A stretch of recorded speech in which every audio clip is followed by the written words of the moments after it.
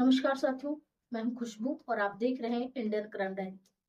दोस्तों, ये जो घटना है, जो कहानी है, मैं आपको सुनाने जा रही हूँ।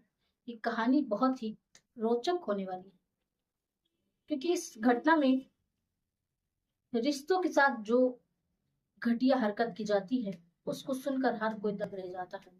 इससे पहले अगर आप चैनल पर नए हैं तो प्लीज चैनल को सब्सक्राइब कर लें, ताकि हमारा मनोबल बढ़ सके। और इस घटना को आइए पूरी विस्तार से समझते हैं। उत्तर प्रदेश की राजधानी लखनऊ का एक रेलवे स्टेशन पड़ता है, जिसका नाम होता है Gomti Nagar railway station. Gomti Nagar railway station की बात कर रही हूँ। 17 मई 2026 की सुबह करीब 6:30 बजे जो है सफाई कर्मी रोज की तरह जो है ट्रेन की साफ सफाई करने आए थे, जिस ट्रेन का नाम था छपरा गोमती नगर एक्सप्रेस। इस ट्रेन की संख्या थी 15114। S1 बोगी में जैसे ही वो सफाई कर्मी जो था वो जाता है, और वो जाने के बाद देखता है कि एक टीन का जो है बक्सा उस बोगी में रखा हुआ है। पहले तो वो सोचता है कि हो सकता है किसी का हो, कोई आकर ले जाएगा। लेकिन जैसे जैसे उसकी सफाई आगे बढ़ रही थी, वो जैसे जैसे आगे बढ़ रहा था, उस बक्से में से दुर्गंध आ रही थी। उस दुर्गंध को उसके नाक में जैसे ही जाती है, उसको कुछ गड़बड़ लगता है और वो उस टीन के बक्से के पास पहुंचता है। बक्से के पास पहुंचने के बाद वो बक्से को थोड़ा हिलाता डुलाता है, लेकिन बक्से को हिला नहीं पाता है। उसके बाद से उसमें से जो दुर्गंध आ रही थी वो बहुत ही तेज आ रही थी। और इस चीज को जैसे ही वो देखता है, जैसे उसके नाकों में जाती है, वो तुरंत ही उल्टे पांव दौड़ लेता है। और दौड़ते ही वो तुरंत जीआरपी थाना जाता है और कहता है कि साहब, जो छपरा गोमती नगर एक्सप्रेस है, जिसके S1 बोगी में एक जो है टीन का जो है बक्सा रखा हुआ है, उस बक्से से अजीब तरह की स्मेल आ रही है। इस चीज को जैसे ही पुलिस वाले सुनते हैं, वो तुरंत ही अपनी पूरी टीम को लेकर उस जो है ट्रेन में पहुंच जाते हैं, यानी कि उस रेलगाड़ी में पहुंच जाते हैं और उस S1 बोगी में पहुंचते हैं। S1 बोगी में पहुंचने के बाद देखते हैं कि यह सफाई कर्मी तो बिल्कुल सही कह रहा है, क्योंकि वो सफाई कर्मी जो कह रहा था वो बात 100% सच थी। वहां पर उस बोगी में एक टीन का जो है बक्सा रखा था, उस बक्से से अजीब तरह की दुर्गंध आ रही थी। ऐसा लग रहा था मानो उसमें कोई सड़ी गली चीज रखी हो। अब जैसे ही इस चीज को पुलिस वाले देखते हैं, पुलिस तुरंत ही उस बक्से को खुलवाने का प्रयास करती है। बक्से को जैसे ही खोला जाता है, तो उसके अंदर जो था वो देखकर हर किसी का होश उड़ जाता है। दरअसल उस बक्से में एक महिला का कटा पिटा शरीर था। यूं कह सकते हैं कि एक महिला की कटी पिटी बॉडी थी। और इस चीज को जैसे ही पुलिस देखती है, वो तुरंत ही सन्न रह जाती है। अब पुलिस जो है उसमें जो कटी पिटी बॉडी थी उसको निकलवाती है, तो उसमें प्लास्टिक में करके जो है वो रखा रहता है। यानी कि उसमें टोटल 5 पार्ट्स होते हैं, जिसमें 2 हाथ, 2 पैर और एक धड़ होता है। जिस बॉडी का जो सर था वो गायब था। शायद अब पुलिस को लगता है कि जो कातिल है उसने इस इरादे से इस जो है घटना को अंजाम दिया है और उसके सर को धड़ से अलग कहीं रख दिया है, क्योंकि उसका जो गुनाह है वो कहीं पकड़ा ना जाए और इस बॉडी की पहचान ना हो सके। पुलिस जो थी वो गुनहगार से भी शातिर थी। अब पुलिस पूरी तरह से जांच में जुट जाती है, और लगभग बताया जाता है कि लगभग 500 से 550 किलोमीटर दूर से चलकर ये पहुंची इस ट्रेन के सभी स्टेशनों पर जो है सूचना दे दी जाती है। और लगभग 800 से 1000 रेलवे स्टेशन बीच में पड़े थे, और उन सभी पर जो है पुलिस अब अपनी पैनी नजर रखती है। पुलिस उधर हर स्टेशन पर जांच कर रही थी, और इधर जो है इस रेलगाड़ी में जो बक्सा टीन का मिला था, उसमें भी पुलिस अब जांच में जुट जाती है। पुलिस जो है जांच कर रही थी, तभी पुलिस को 3 युवक दिखाई देते हैं, जिसमें उत्तर प्रदेश का जिला कुशीनगर के तमकहू रेलवे स्टेशन पर वो तीनों उतरते हैं। अब पुलिस उन तीनों को सीसीटीवी में देखती है और देखने के बाद ही पुलिस पहली नजर ही उन पर शक जताती है। हो न हो वो पुलिस का शक था जो अब यकीन में बदलने वाला था। अब जैसे ही पुलिस अपनी जांच को आगे बढ़ाती है, उस फोटो को लेती है और उस फोटो को लेने के बाद जैसे ही उस रेलवे स्टेशन पर लोगों से पूछताछ करती है तो वही का एक जो दुकान वाला होता है वो कहता है साहब मैं इसको जानता हूँ। पुलिस अब उससे पूछती है तुम इसको कैसे जानते हो और इसका क्या नाम है। तो वो बताता है कि साहब साहब इसका नाम बिगन अंसारी है जो कि ई रिक्शा चालक है। ये कई बार जो है ई रिक्शा लेकर सवारी लेकर आता है। इसका नाम बिगन अंसारी है। अब पुलिस उससे और पूछती है लेकिन वो कहता है कि साहब मुझे ज्यादा कुछ तो नहीं पता, लेकिन मैं इसे अच्छे से पहचानता हूँ क्योंकि जिसको हम एक बार देख लेते हैं तो उसका चेहरा हमारे जो है आंखों में बस जाता है। उस चेहरे को हम कहीं भी देखते हैं, कितनी भी भीड़ में देखते हैं तो वो चेहरा हम पहचान लेते हैं। अब जो है वो इतना पुलिस को इंडिकेट कर देता है, इतना पुलिस को जानकारी दे देता है, पुलिस अपने स्तर से जांच में जुट जाती है क्योंकि यूपी पुलिस बहुत ही होनहार होती है और वो पूरी तरह से अपनी लगन के साथ अपने काम में जुट जाती है और पुलिस को सफलता जरूर मिलती है। पुलिस जैसे ही लोगों को दिखाती है, फोटो पता करती है, तो उसी थाने में जो है पुलिस उस व्यक्ति की फोटो भी भेज देती है और जानकारी लेती है। वही जो पुलिस जो है थाने के आसपास के लोगों से पता करती है तो आखिरकार वो जो व्यक्ति था उन तीनों में से एक व्यक्ति जिसका नाम था बिगन अंसारी, वो आखिरकार उसका पता चल जाता है और पुलिस जो है अपनी टीम के साथ उसके घर पर पहुंचती है। उसके घर पर पहुंचती है और उसके दरवाजे को जैसे ही खटखटाती है वो निकल कर आता है और जैसे ही वो निकल के आता है पुलिस के हाथ में उसकी फोटो थी। अब पुलिस उसको देखती है और उस फोटो को देखती है। अब पुलिस जो है वो एक भी सेकंड नहीं लगाती है उसको पहचानने में क्योंकि जैसा सेम फोटो में वैसा ही सेम वो सामने खड़ा था। और अब तुरंत ही पुलिस उसको जो है वहां से उठा लेती है, उससे पूछताछ के लिए उसको हिरासत में ले लेती है। हिरासत में जब पुलिस उसको लेती है तो जो जो सच्चाई वो बताता है अपनी बेटी के बारे में, वो बताना किसी भी बाप के लिए शर्म की बात होगी। दरअसल ये जो है बिगन अंसारी कहता है कि साहब मैं जो है वो विदेश में काम करता था, विदेश में रहता था और मेरी टोटल 3 बेटियां हैं जिसमें बड़ी वाली का नाम खुशबू, जिसमें मझली जो बेटी है उसका नाम नरगिस और जो सबसे छोटी बेटी जिसका नाम सब्बा है। टोटल 3 बेटियां हैं और 2 बेटे हैं, यानी कि 5 बच्चे हैं मेरे पास, मेरी पत्नी है और मेरी लगभग 80 से 90 साल की माता जी है। अब वो बताता है कि जब वह विदेश में कमाता था तो वो अपने परिवार को खुश देखना चाहता था, बच्चों को अपने आगे बढ़ता देखना चाहता था क्योंकि हर पिता का सपना होता है कि अपने बच्चों को अच्छी से अच्छी शिक्षा दें, अच्छी से अच्छी चीजों को खिलाएं पहनाएं ताकि कोई भी उनके ऊपर उंगली ना उठा सके।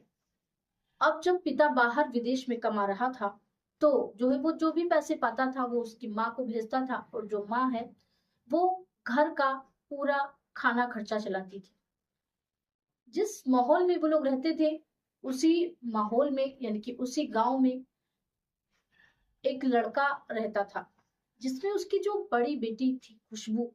अब बड़ी बेटी जो है अपने ही गांव के एक हिंदू लड़के से बातचीत करने लगती है क्योंकि जो खुशबू है वो मुस्लिम समुदाय से आती थी और जो लड़का था वो हिंदू समुदाय से था। अब जो है दोनों एक दूसरे से बातचीत करने लगते हैं और बातचीत करते करते उन दोनों का रिश्ता इतना गहरा हो जाता है कि वो दोनों अब शादी तक करने का फैसला ले लेते हैं। लेकिन शादी करने का फैसला तो ले लेते हैं लेकिन उनको ये लगता है कि जो हिंदू और मुस्लिम दोनों के बीच में जो फासला है, जो जाति का डिस्टेंस है वो कभी पूरा नहीं होगा, यानी कि वो लोग एक दूसरे के कभी नहीं होंगे, घर वाले शादी नहीं कराएंगे। अब जैसे तैसे कुछ समय तक चल रहा था लेकिन जो खुशबू थी और जो वो लड़का था अब वो दोनों फाइनली एक दूसरे के साथ रहने का जो है वचन ले लेते हैं और वो दोनों अब जो है घर से भाग जाते हैं। भागने के बाद जब ये बात उसकी माँ को पता चलता है, माँ जैसे ही पिता को बताती है तो पिता बड़ा परेशान हो जाता है, बड़ा बेचैन होता है और वो कहता है कि बेटी ने हमारी नाक कटवा दी, जो है हमको बताना चाहिए था, लेकिन जो बड़ी बेटी खुशबू थी वो अपने प्रेमी के साथ उसके घर से फरार हो चुकी थी। धीरे धीरे समय गुजर रहा था और वो अपनी बड़ी बेटी खुशबू को ढूंढने का प्रयास भी उसने किया, लेकिन वो विफल रहा। अब बड़ी बेटी तो चली गई थी, बची थी दो बेटियां और दो बेटे। अब धीरे धीरे जो है समय गुजर रहा था। अब जो है जो माँ थी, यानी कि जो अब बिगन अंसारी की पत्नी थी, वो भी अब अपने पति बिगन अंसारी से कहने लगती है कि अब आप भी घर चले आइए, अपने देश में रहिए और यहीं पे कमाइए। और जो है बड़ी बेटी चली गई है, बड़ी बदनामी हो गई है और हमारी दो बेटियां और भी हैं। लेकिन इस चीज को जो है बिगन अंसारी बहुत ही ज्यादा सीरियस नहीं लेता। वो कहता है हाँ, थोड़ा बहुत और कमा लूं, 2-4 महीने में आ जाऊंगा। तभी धीरे धीरे जो उसकी मझली बेटी थी वो जो है अब जो है उसको भी एक हिंदू लड़के से प्यार हो जाता है। धीरे धीरे प्यार हो जाता है तो वो भी अब उस लड़के के कांटेक्ट में आ गई थी। अब दोनों का बातचीत जारी था और धीरे धीरे जैसा कि बड़ी बहन ने किया था सेम वैसा ही अब छोटी बहन भी कर लेती है, यानी कि उस हिंदू लड़के के साथ वो भी अपने घर से भाग जाती है, वो भी अपने घर से फरार हो जाती है। अब जब दूसरी बेटी का भागने का पता उसके पिता को चलता है तो पिता जो है पूरी तरह से टूट जाता है। उसके बाद जो माँ थी वो भी अब उसका भी रो रो कर बुरा हाल था कि दो बेटियां हैं, दो की दोनों बेटियां हिंदू लड़कों के साथ गायब हो चुकी हैं और पता लगाने पर भी उनका नहीं पता चल पा रहा है। इधर जो है अब जो माँ है वो अपनी जब सबसे छोटी बेटी थी सब्बा, उसके ऊपर पूरी तरह से निगरानी रखने लगती है। अब उधर जो पिता था बिगन अंसारी, अब बिगन अंसारी भी अपने देश आ जाता है और कमाने लगता है, ई रिक्शा चलाता था और अपने बच्चों को, अपने बच्चों की खुशी के लिए, देख रेख के लिए अब वो घर पर ही रहने लगता है। तभी जो है वो एक दिन रात में उसकी जो सबसे छोटी बेटी सब्बा थी वो फोन से बात कर रही थी और इतने में ही जो बिगन अंसारी था वो सुन लेता है और वो आता है, अपनी बेटी को समझाता है और कहता है कि बेटा, तुम्हारी दो बहनों ने तो ऐसा कर लिया है, मैं समाज में कहीं मुंह दिखाने के लायक नहीं रहा, लेकिन तुम पे मैं बहुत भरोसा करता हूँ, तुम सबसे छोटी बेटी हो, मेरी सबसे लाडली बेटी हो, तुम कभी ऐसा मत करना वरना हम लोग जीते जी मर जाएंगे। पूरी तरह से अपनी छोटी बेटी के सामने रोता है, गिड़गिड़ाता है और कहता है कि बेटा जो है तुम ही मेरी इज्जत का ख्याल रख लो, तुम कभी ऐसा कदम मत उठाना।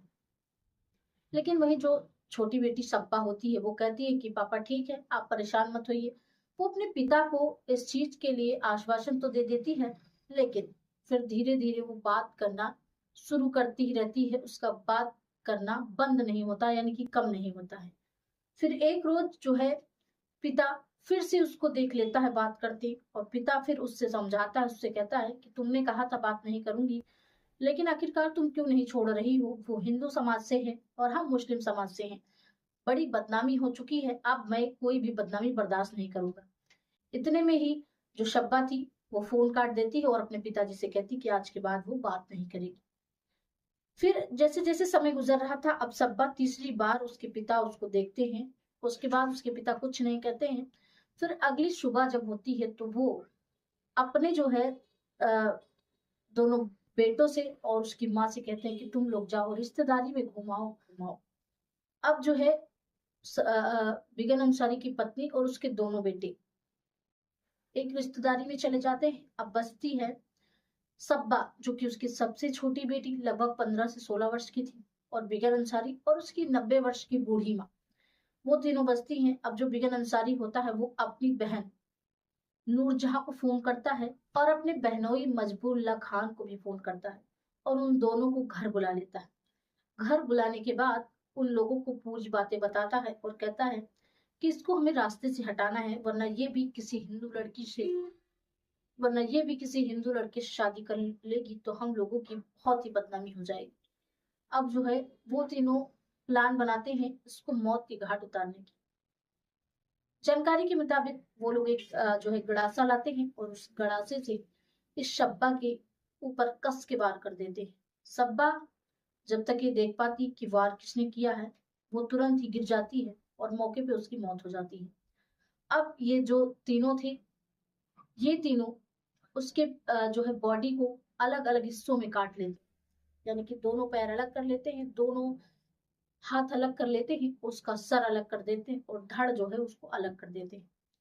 अब वो टोटल उस बॉडी के 6 पार्ट्स बनाते हैं और 6 पार्ट्स में से उसका जो सर था उसको वो लोग ये प्लान बनाते हैं कि अगर हमने सर के साथ ही इसको रख दिया तो जो है सर से उसकी पहचान हो जाएगी और जो है हम लोग पकड़ जाएंगे। लेकिन कहते हैं कि अपराधी कितना भी शातिर क्यों ना हो, लेकिन वो पुलिस से कभी बच नहीं सकता, क्योंकि पुलिस के पास ऐसे ऐसे जो है लोग होते हैं, ऐसी ऐसी सोच होती है, इतनी समझदारी होती है कि पुलिस किसी को भी बख्शती नहीं है। वो अनजान लोगों को पकड़ती नहीं है और जो आरोपी होते हैं उनको कभी बख्शती नहीं। अब वो लोग एक जो है पॉलिथीन लेते हैं, पॉलिथीन में उसके दोनों हाथ, दोनों पैर और उसका धड़, उन सभी को लपेटते हैं। लपेटने के बाद वो लोग एक बक्सा लेते हैं, टीन का बक्सा जो आता है उसको लेते हैं, उसको उस बॉडी को उस बक्से में रखते हैं और बक्से में रखने के बाद, क्योंकि जो मृतिका का जो पिता था बिगन अंसारी, उसके पास ई रिक्शा तो पहले था, वो लोग ई रिक्शा में उसको रखते हैं और उसका जो सर होता है, उस लड़की का सब्बा का जो सर होता है, उस सर को वो लोग जो है अपने गांव के पास ही एक तालाब में फेंक देते हैं, जिससे उनको ये लगता है कि सर और धड़ अलग रहेगा तो पहचानना मुश्किल होगा। अब वो लोग ई रिक्शा पर रखते हैं, ई रिक्शा पर रखने के बाद वो लोग पहुंच जाते हैं स्टेशन पर। स्टेशन पर पहुंचने के बाद वो लोग, ये जो ट्रेन थी छपरा गोमती नगर एक्सप्रेस, इस ट्रेन में वो लोग S1 बोगी में इसको रख देते। रखने के बाद वो लोग जो है तमकहू रेलवे स्टेशन पर उतर लेते।